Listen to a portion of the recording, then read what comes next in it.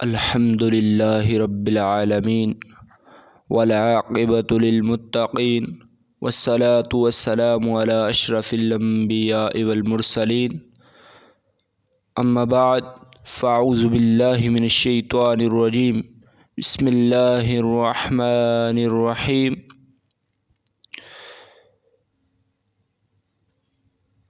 معزز ناظرین گرامی، رب کریم کی لاریب بے عیب بے مثل کتاب قرآن حکیم کی پہلی صورت سورہ فاتحہ کا ترجمہ اور مختصر سا خلاصہ اور کچھ حکمتیں جو سورہ فاتحہ کے اندر رب جلیل نے چھپا رکھی ہیں، ان کو آپ کی سماعتوں کی نظر کرنے کی کوشش کروں گا۔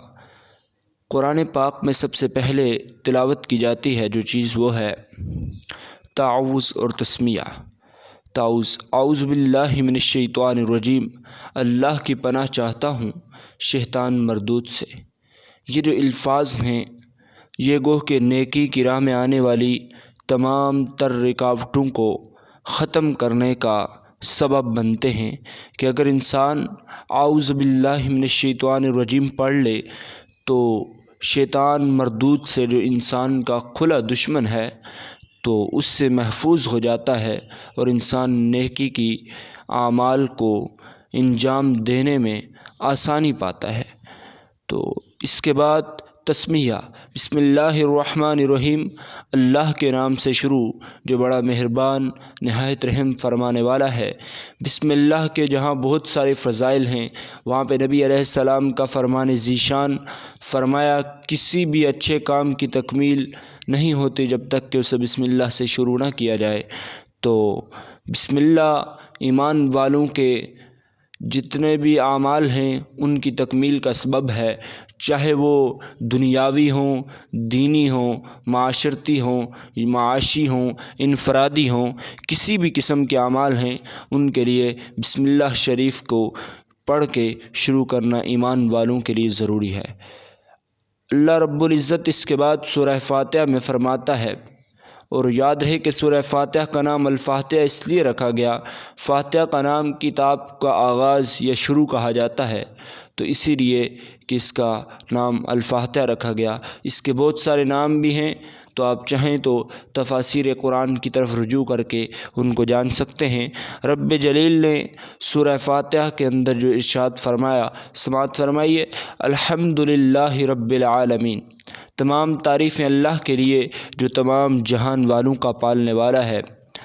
یعنی اللہ کے سوا باقی جتنے بھی مخلوقات ہیں، جتنے بھی جو بھی چیزیں ہیں وہ بعد میں ہیں، پہلے رب جلیل کی تعریف حسن ہے، اس کی حمد ہے، اس کی جو تعریف، اس کی صفات اعلیٰ کا ذکر کیا جائے گا، اس کے بعد باقی تمام اعمال آئیں گے۔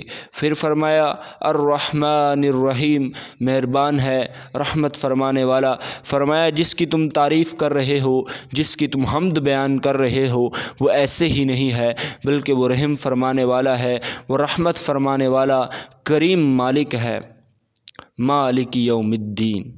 فرمایا صرف یہی نہیں کہ وہ مہربان ہے، رحمت فرمانے والا ہے، بلکہ روز جزا کا مالک ہے۔ جس دن تمہارے اعمال جو نیک ہوں گے وہ رب جلیل کی بارگاہ میں پیش کیے جائیں گے تو اللہ اس پر تمہیں جزا عطا کرے گا، اور جو تمہارے اعمال بد ہوں گے وہ اللہ کی بارگاہ میں پیش کیے جائیں گے تو اللہ اس پر تمہیں سزا دے گا۔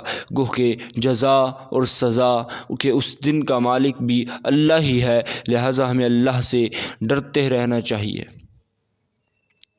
ایاک نعبد و ایاک نستعین، یہ جو الفاظ ہیں یہ ایمان والوں کی صفت عالی شان ہے کہ ہم تیری ہی عبادت کرتے ہیں اور ہم تجھ ہی سے مدد مانگتے ہیں۔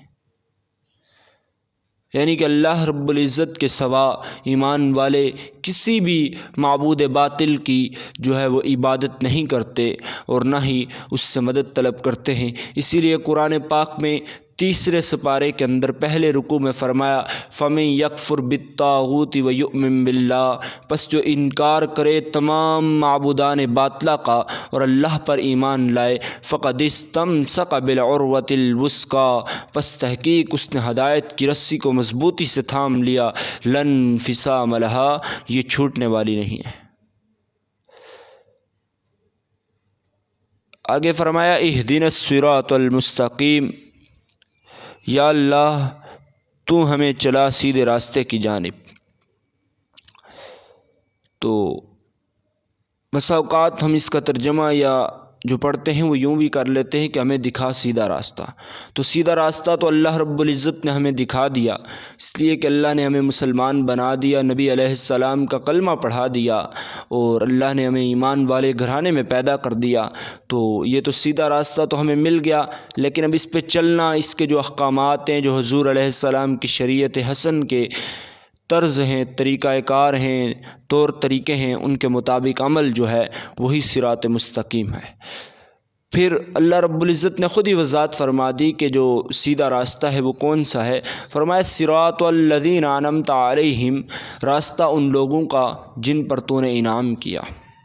اور یہ بہترین دعا ہے سورہ فاتحہ جو ہے، یہ الفاظ جو ہے اللہم اہدنا الصراط المستقیم صراط الذین انعمت علیہم، تو راستہ ان لوگوں کا جن پر تو نے انعام کیا۔ تو اللہ رب العزت نے خود ہی بتا دیا قرآن پاک میں سورۃ النساء کے اندر اولئک علیہم اولئک الذین انعم اللہ من النبیین والصدیقین والشہداء والصالحین وحسن اولئک رفیقا، یہ وہ لوگ ہیں جن پر اللہ نے انعام کیا، انبیاء ہیں، صدیقین ہیں، شہداء ہیں، صالحین ہیں، وحسن اولئک رفیقا، اور یہی وہ لوگ ہیں جنہیں اللہ رب العزت دوست رکھتا ہے۔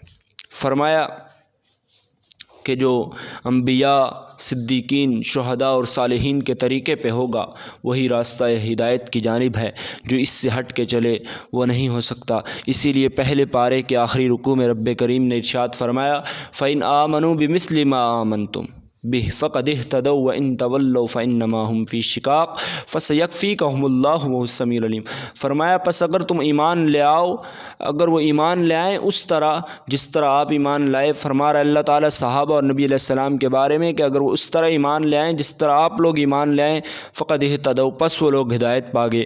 تو گوہ کہ صحابہ کا طریقہ، صحابہ کا طرز، صحابہ کے راستے پہ چلنا ہی صراط مستقیم ہے۔ آگے فرمایا غیر المغضوب علیہم، تو یہ پناہ مانگنی چاہیے کہ نہ ان لوگوں کا راستہ جن پر تیرا غضب ہوا، جن پر تو نے اپنا قہر نازل کیا۔ بہت ساری قومیں ہیں، قرآن میں ذکر آتا ہے، جو برباد ہو گئیں اپنے اعمال کے سبب۔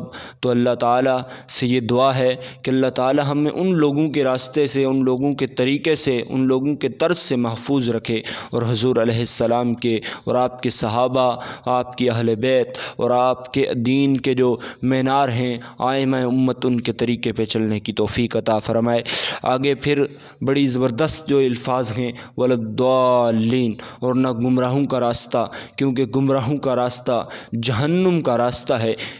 جو پھر وہ لوگ جن پر اللہ نے انعام کیا ہوا ہے، انبیاء ہیں، صدیقین ہیں، شہداء ہیں، صالحین ہیں، یہی جنت کا راستہ ہے۔